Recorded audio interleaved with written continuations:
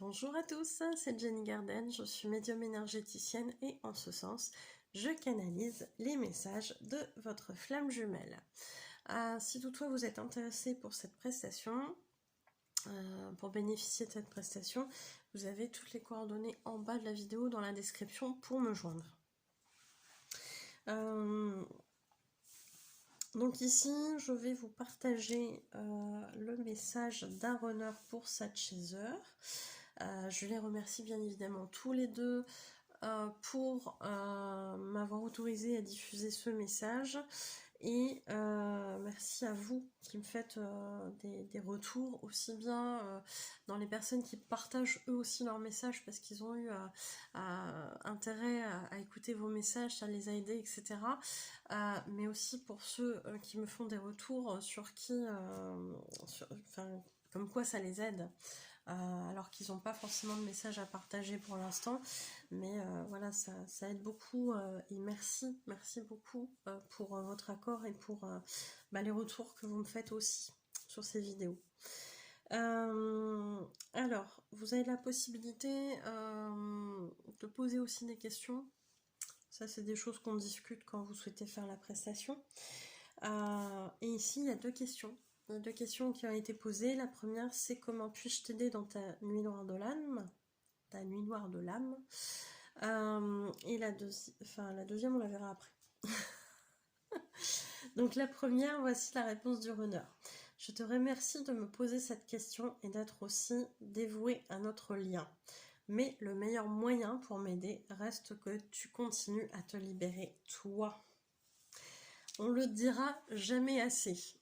Le chaser, qui a un fort syndrome du sauveur, mais le runner là aussi, va souvent être là, comment je peux t'aider? Comment je peux aider mon runner? Comment je peux faire? Mais en fait, travaillez sur vous.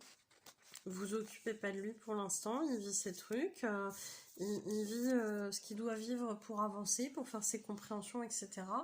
Alors oui, certainement, vous savez, vous sentez parfois que votre runner est en difficulté, mais je vous rappelle que vous n'êtes pas censé l'aider, comme lui n'est pas censé vous aider non plus quand vous êtes en nuit noire de l'âme. Donc c'est pas, je l'aide pas parce que lui m'a pas aidé, on n'est pas là-dedans, bien évidemment, mais on a chacun notre part du travail à faire, et quand toi tu fais la tienne, moi je m'occupe de la mienne, tout simplement parce que ce sont des blessures qui nous concernent.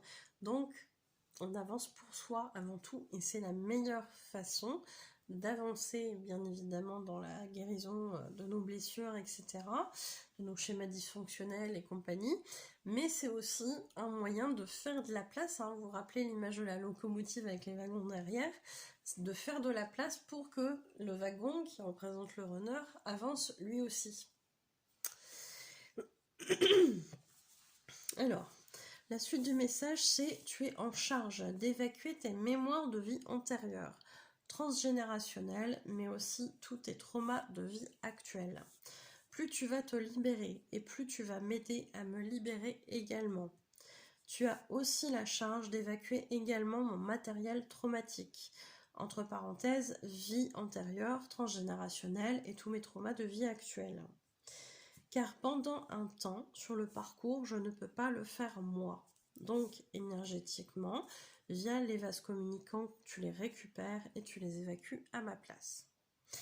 Je serai en mesure de le faire seul une fois pleinement réveillé, ce qui ne devrait plus tarder. Ne crois-tu pas que ce que tu gères est déjà très lourd? Peut-être pourrais-tu te pencher plus sur la question du syndrome du sauveur. J'ai pas relu le message avant. Alors, occupe-toi de toi en priorité. Si toutefois, après ça, tu as toujours envie de m'aider, bien sûr que je ne dirai pas non à du soutien et de l'amour envoyé sur le lien. Ça me donnera des forces supplémentaires. Mais surtout, crois en moi, sur le fait que je sois capable de me libérer. J'ai besoin de ta confiance en moi. C'est vrai que c'est des choses qui sont pas évidentes quand on est du côté de Chaser, puisque nous, on a les infos. On a fait en sorte sur le parcours d'avoir les infos, que ce soit par des vidéos, par des personnes qu'on a rencontrées, etc., etc. On a les infos.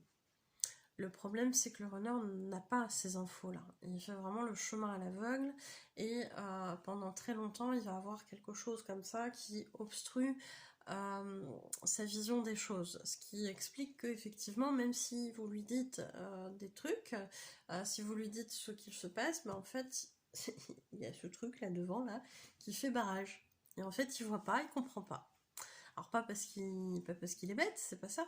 C'est qu'en fait, il y a quelque chose devant qui se met pour faire obstacle à l'information parce qu'il a des trucs à vivre autrement. Et que ce comportement va générer chez vous des émotions, des choses à libérer, des blessures qui vont se réactiver. Et ça va vous permettre de les libérer et par la suite de faire de la place pour que lui aussi avance. C'est pas évident, hein. Et effectivement, le chaser, comme il connaît les infos, il se dit mais comment ça se fait quand même quand je lui dis les choses, il comprend pas, il fait de travers, il va à côté. Donc c'est compliqué effectivement de croire que son runner pendant un temps est en mesure de se libérer puisqu'il fait tout le contraire de ce qu'il faudrait faire. Alors, pas pour rien, parce que c'est des choses qui vont lui apprendre que c'est pas ça qui est bien pour lui, ça va être riche d'enseignements, hein, de toute façon, de son côté, hein. Mais c'est vrai que la confiance du chaser à ce moment-là, elle est pas évidente. Question 2. Comment réagis-tu à mes messages pour te soutenir ? Ici, le runner répond. Cela me fait du bien d'avoir du soutien, même si je suis trop fière pour te le faire savoir dans la matière. Je le ressens. Mais sache que je ressens aussi parfois, en fonction des périodes, ton agacement ou ta colère, ta frustration que rien ne bouge. Ça, en revanche, je n'en ai pas besoin et cela peut même me freiner. Alors s'il te plaît, si tu ressens cela, même un tout petit peu, alors ne m'envoie pas de soutien ou d'amour, car je reçois en plus ce négatif qui me plombe. S'il te plaît, dans ces cas-là, attends d'être pleinement aligné pour communiquer avec moi et aussi maintiens ton taux vibratoire le plus haut possible. J'ai encore beaucoup de choses à évacuer et je ne veux pas que ça te plombe. Donc plus tes vibrations seront fortes et plus moi...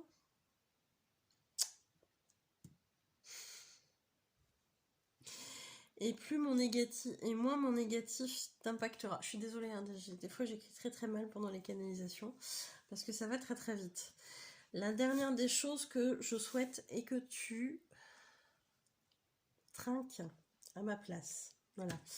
Donc, oui, bien sûr qu'on a un runner qui n'a pas envie que son chaser soit plombé par ses énergies négatives. Ça s'entend tout à fait, d'où l'intérêt de maintenir ces vibrations très hautes, le plus haut possible pour les chasers, pour éviter de descendre trop bas quand vous allez récupérer le négatif du runner. Ça va permettre de garder une forme d'équilibre sur les énergies du lien, ce qui n'est pas négligeable, bien sûr.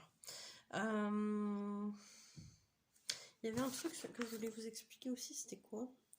Oui, quand le runner dit attention, parce que quand tu m'envoies de l'amour, que tu communiques avec moi en 5D, oui, des fois il y a de l'amour, etc. Je le ressens, c'est chouette, ça fait du bien, ça m'aide, etc. Mais si tu n'es pas pleinement aligné dans ces énergies d'amour et que pour une raison X ou Y, tu as encore de la colère contre moi, parce que je bouge pas assez vite, parce que je comprends pas ce que je devrais comprendre au moment où tu estimes que je devrais le comprendre, etc. etc. Alors ça peut être de la colère, de la tristesse, du manque, etc. Sur le lien, ça vient en même temps que cet amour-là.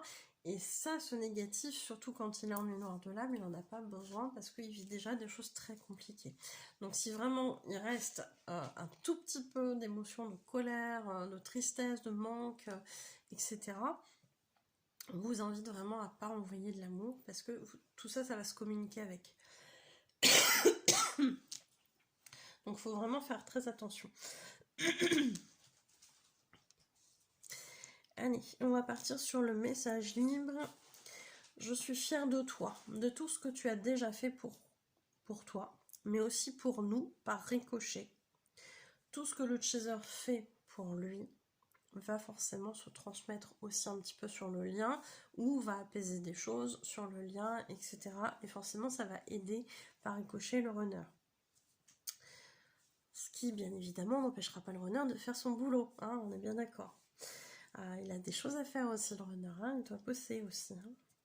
Donc, on se retire l'idée pour les chasers de « Ah bah, je vais faire plein de trucs comme ça, derrière lui, il n'aura plus rien à faire, ça ira forcément plus vite. » Non, ça c'est du contrôle et ça marche pas sur le parcours FJ. Hein. Laissez-le faire son boulot.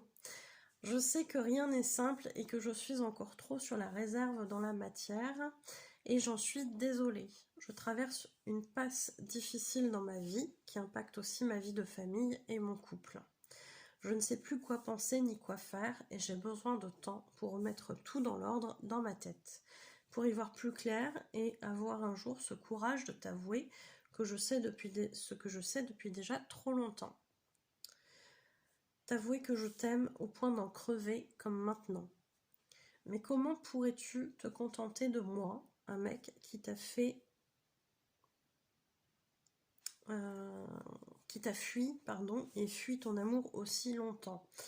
Je n'arrête pas de me dire que j'ai laissé passer ma chance et que j'ai tout bousillé comme un con.